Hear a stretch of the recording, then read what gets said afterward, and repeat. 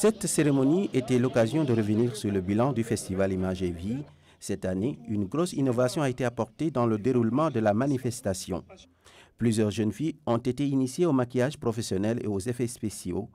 Une aubaine pour le cinéma sénégalais qui a longtemps souffert de ce handicap. Je suis coiffeuse, en même temps maquilleuse, mais j'ai appris beaucoup de choses. Comment on maquille en cinéma, maquillage homme.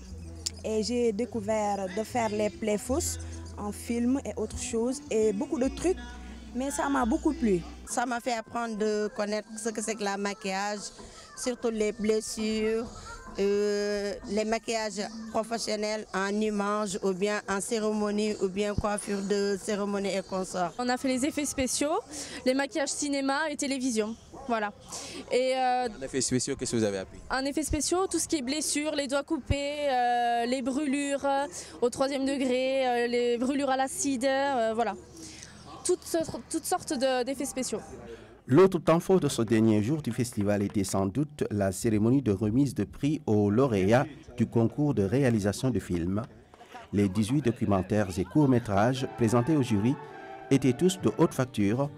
Le choix des vainqueurs s'est donc fait sur des détails. On a décerné le prix du documentaire à Kinshasa Symphony, réalisé par 2 Allemands, Klaus Wilschmann et Martin Bayer.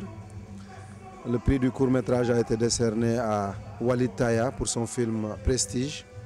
Et le prix de l'interprétation a été décerné à la comédienne Sausen Malej pour son rôle dans Tiraillement de la Tunisienne Najwa Limam.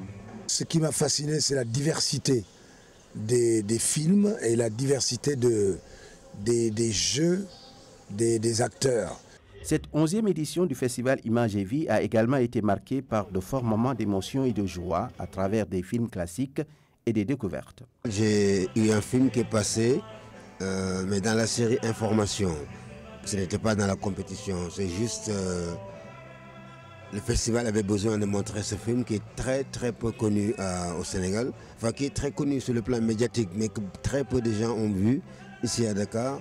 Il s'agit de Les Princes Noirs de Saint-Germain-des-Prés, qui est mon premier film. Après les nombreux échanges de cadeaux entre organisateurs et invités, la 11e édition du festival a pris fin sur une note musicale.